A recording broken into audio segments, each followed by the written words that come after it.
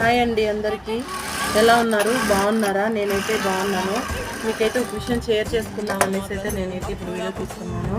ఎప్పుడు కానివ్వండి, మనం చేసే పని కానీ, మనం చేసే వృత్తి కానీ, ఏ నిర్ణయం అయినా సరే మనకు నచ్చిన విధంగా మనం ఆలోచించుకొని తీసుకోవాలి. ఎదుటి వాళ్ళని నమ్మి గుడ్డిగా ఎప్పుడు నిర్ణయం తీసుకోకూడదు.